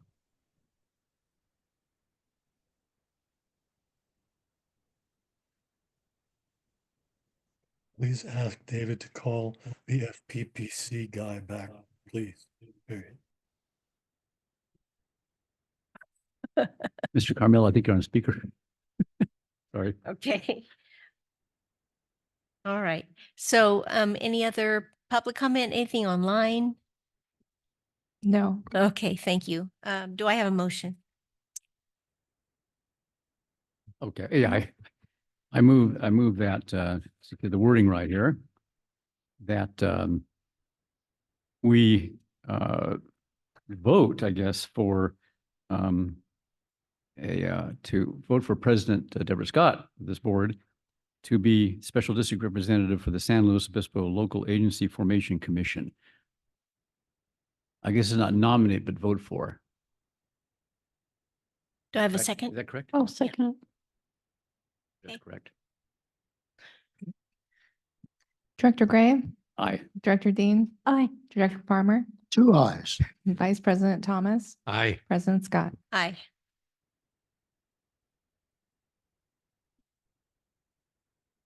Thank you for that vote of confidence. Oh, thank you. Okay, so let's go then to agenda item 4B. And I think Mr. Green is here, or Mr. McElhaney, will you go ahead and present this agenda item? Absolutely, President Scott. Agenda item 4B, discussion and consideration of adoption of resolution 07-2025, amending the fiscal year 24-25 final budget. Currently, as we know, we're working through our coastal development permit with the County of San Luis Obispo. This process obviously has been a popular or unpopular topic for our district for quite a while. This application goes back better part of a decade. A decade ago, we put money towards the permitting process. And over the last decade, we have used all of those monies. And now with the change in the project description, some of the information hold items that we are addressing with SWCA, that those monies have run out, which means we need to now compensate the county for reviewing these documentations. Even our site visit with the Coastal Commission and the county on February 10th is billed to us as a part of this permitting process. Additionally, as part of the mitigation for the water reclamation facility, the sound enclosures that are no longer needed from the blowers in the brine pond are being decommissioned and taken down as a part of those mitigation efforts towards the coastal development permit. And those are costing a decent amount to remove as well. We're looking at some additional contingency money because whether we like it or not, this permitting process is going to go on for a little bit, and it's going to cost the district, and we are out of budget monies for that. And so what we would look to do is get a budget adjustment to move this process forward. There are a couple options. We spoke with county officials as far as the permitting monies go. We've talked to the county about applying for a waiver. Our belief, speaking with county staff and the current state of the county in terms of their deficit, and considering how long the district has taken to move this project forward, we think it probably unlikely that they're going to waive the fees again. They could give us a partial waiver. However, it'll take a couple months, if not 3 months, to get that on the Board of Supervisors for approval. And we would like to not stall this project out and keep moving forward. And so despite the increase in costs from the county level that as of now, they haven't given us a full number yet, but anywhere between $15,000 and $25,000 more in permitting and review is ahead of us. And so we would prefer to keep moving forward on this. We do have healthy WRF reserves in combination with our water reserves in excess of $6 million. $100,000 is not a little amount of money. We understand that, but we want to move this permitting process forward, and we'd like to not stall out. So our recommendation is for the budget adjustment, and I'll turn it over to the board for further discussion. Thank you very much. No. Yes, actually. Okay. President Scott, can I interject here for a little bit? Absolutely. So that budgetary amount of 13,293 that we're running out of and need to reciprocate and pull that bucket back up, that was a fee waiver that we applied for back in 2013. So we're already operating off a fee waiver from the county. And again, I agree with General Manager McElhenney that a 90-day timeline is minimum with something like that. And I don't think attaching a longer timeline to this project is beneficial for us at all. And also that they've already kind of extended their gratitude and equity towards us on this project. So that's all I just wanted to chime in. Thank you, guys. Thank you, Mr. Green. Yes, and Director Gray. Yeah. Thank you. Thank you, President Scott. Mr. Green just answered. I think I was unclear about the waiver that was referred to in the discussion. That was, as I assume, was in 2014. That was the standard fee for a conditional use permit or coastal development permit application, and they did waive it. So we have not paid them anything up to this point, right? That is correct. That's good to know. Yes. That's a question. I don't know if we want to have a discussion. I had some points I wanted to raise in just discussion, but that was my question. I don't see any other lights on. Okay. So you can go ahead and. Okay, well, yeah, I see what the situation we're in is we're not really in a strong position here to make demands of the county because they kind of hold the fate of this, this proposal, this permit application in their hands. But I am a little concerned about setting up a payment system that kind of does not, or actually disincentivizes speedy action on their part. In other words, if we have a system where we'll just keep paying them as long as it takes to get us the permit, I don't think it encourages them to get it done quickly. And I don't want to say anything really negative about the county at this point, but the delays in this project have not been all on our side. We actually kind of give the county what it asks for in the way of, on information holds, and we've done a lot for, several years now. And the county has not been moving forward on this, as fast as they might have in other cases. Who knows why? And I do think we have to be careful not to encourage delays or to reward delays. So if we have an agreement, and I think that option number 2 is probably the one that makes the most sense of the 3 options, we have to have something from the county in that, which has some progress points that have to be met at certain times, at deadlines, or what do you want to call them. After we have done all we do, all they've asked us to do, turn in all the information hold material, when are they going to come back with a permit, essentially? And not just more requests for information, which has kind of been the pattern, I think, over the last few years. So that's my one concern about that. I can see having to, we have this, I think, this is kind of a question to Mr. Green or Mr. McElhenney. Our next meeting with them, or your next meeting with them, is going to be quite soon, like early February. Yes. We don't want to disrupt that, right? You don't want to disrupt that. But I think in a lot, maybe a small payment to cover what's going on now, but some kind of agreement with them that there's on both sides, there's a sort of an incentive to get it done, and the payment based on that. So that's my thought on how we structure this. I can answer some of that, Director Gray, and Mr. Green can back me up because he was here quite a bit earlier than I was in this CDP process. From my understanding, while we did answer some of the information hold when Mr. Green and I started really digging into this project and really starting to move it forward, hence the recommendation to move forward with SWCA and have them assist us with some of those information hold items. I believe a lot of those information hold items were still unanswered. Policy consistency analysis, some of the EIR questions, environmental reviews. And so we just started moving those things forward. We're kind of the bad actors, and I mean that not literally, but we're waiting for some of the items from SWCA, and they're behind. We just received some of the information in terms of the EIR addendum that the ad hoc just recently met on. I'm waiting for an updated timeline on the rest of those items that we'll submit to the county. I get the feeling they've transferred it from Jeremy Freund over to Cindy Chambers, who's an environmental specialist within the permitting. And we've already had a meeting with them, and I get the feeling they're ready to move on this project. However, we need to start with our contractor, start submitting this information hold items. I think the option 2 would work. We do need to front load them a little bit because they are operating in a bit of a deficit based on an upcoming meeting on the 10th, which will cost staff time. Once we submit the information hold items, that will be staff time to review. And so we should get an updated timeline on that. But they've been pretty responsive at the same time, still waiting for our response in terms of the information hold, which at the moment we're kind of beholden to SWCA to do that. But I get the feeling that they're ready to move forward on this project, and I'll let Mr. Green back me up on that or not.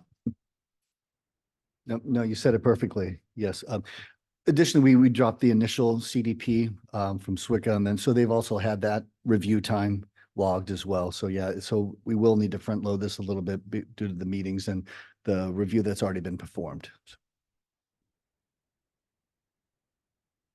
One more question. Yes. So can you give me a sense of what that front loaded amount would be? Because this total of 45,000 sounds like, no, sorry, 40,000 sounds like it's for which expected for all the review going forward. If you just talk about the stuff that we have to do kind of now, the front loaded amount, what would that be pretty much? So first she asked about the amount. Yeah, but I think we're looking at about $1,300 or $1,400 that exists currently. For the 10th meeting? For the 10th meeting and the pre-review of the CDP that we submitted. Yeah. So, and I would anticipate, again, it's hard to give those numbers because they're still kind of crunching the numbers on their end in terms of the staff time that they're a little bit in the hole on what the staff time would be for the 10th, how many staff members will be there. And then as Mr. Green stated, some of the review of these information hold items. I mean, I could ballpark it and say maybe about $6,000 to $7,000 is what they'll need to move forward with the information hold. And then there will be subsequent information hold on the items that we send on this one. So once we submit that documentation, it'll be reviewed again, and they can come back at us again with more information requests. It's a difficult process. And this is a complex process. And now we have a environmental specialist that's working on this. So I anticipate more responses, more review, and to Director Gray's point, it will take some time and there will be some delays, but I don't get the sense that they're dragging their heels on this, if that makes sense. You know, additionally, I would advocate for that second item as well, that real-time billing. We can see, you know, monthly or when they invoice us, what those hours currently are being related to and, you know, what metrics those are under. So it's a lot easier for us to kind of track. And I do believe that does take some of the delay out in the process. If you're invoicing at the end of the month for what you've accomplished in that month, I think that timeline will be abbreviated with that sort of billing timeline. And we're not just continually, you know, signing off on permitting fees for this in perpetuity. Okay. And that'll help us with some reporting too, with utilities reports to update Director Gray and the board on where they are in terms of taking action on some of these items. Yes, Director Dean. Just to get my head around these numbers. Okay, so we're kind of behind in paying them for the work that they've already done. And so we need to catch up on that. And we need to anticipate this meeting on the 10th, what that's going to cost us. Do you have a rough idea of the total of those two things? I'm going to ballpark it around 5,000 for those two things. Okay, so what you're asking us for, okay, so we're talking about $40,000. Are we to authorize $40,000 if we're doing a real-time billing agreement? What staff is asking for is that $40,000 plus the other monies To be in the account. to be in the account. Okay. And in our budget to move this project forward without continually have to come to the board, with the understanding through the strategic plan that the goal was to get this permitted. And so we're anticipating more costs. I just don't have those at the moment and we're out of budget. Okay. Yeah, well, we need to do this.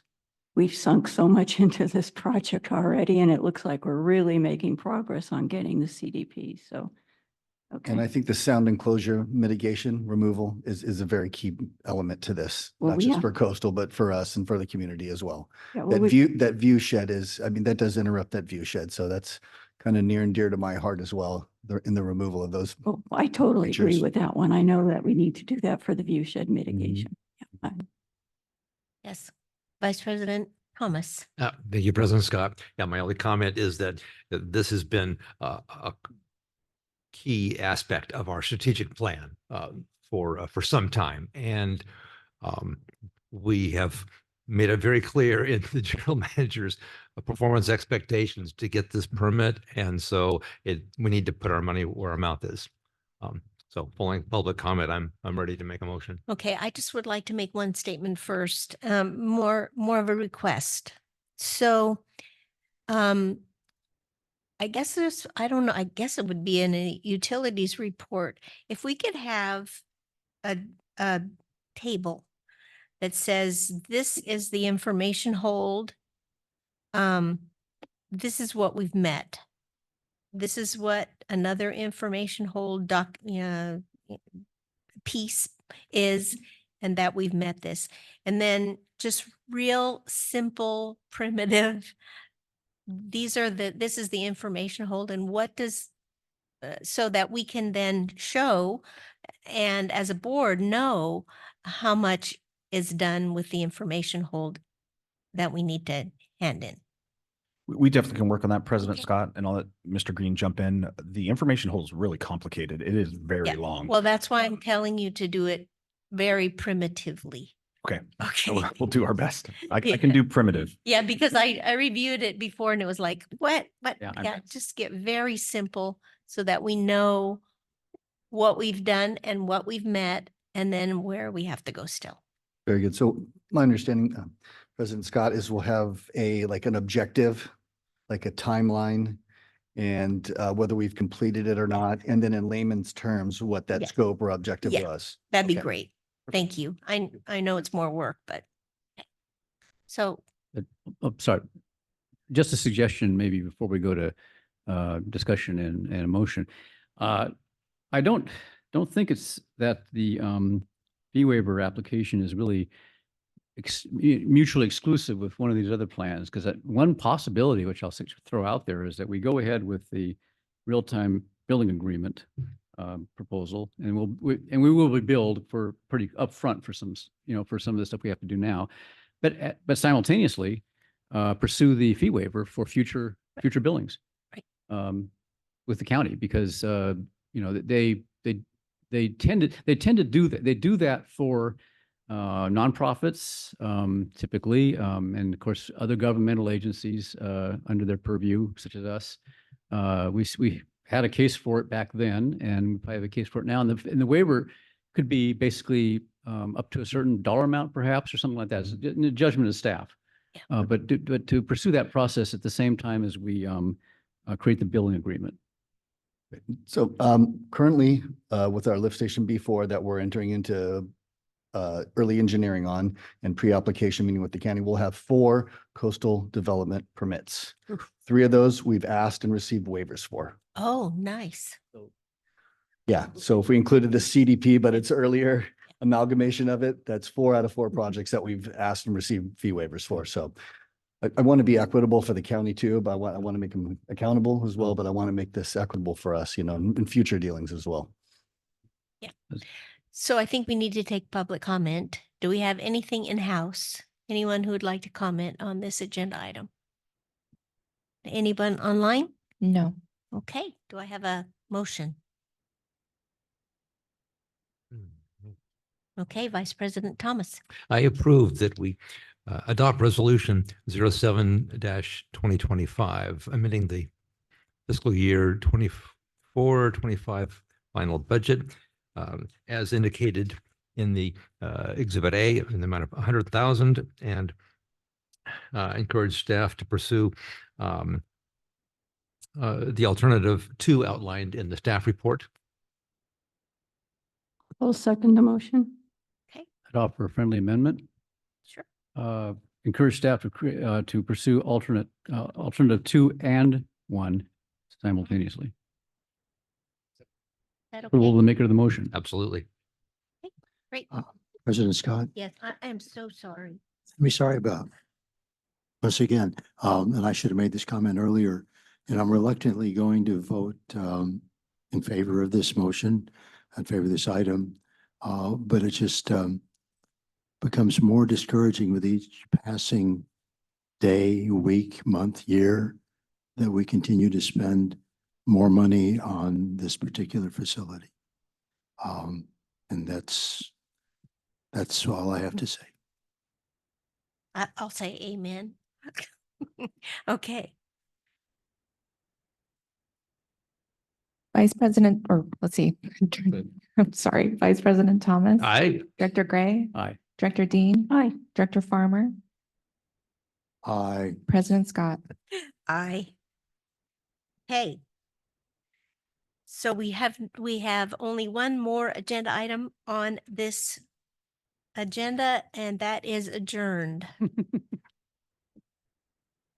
Thank you so much for all of you, your attendance. We really appreciate it.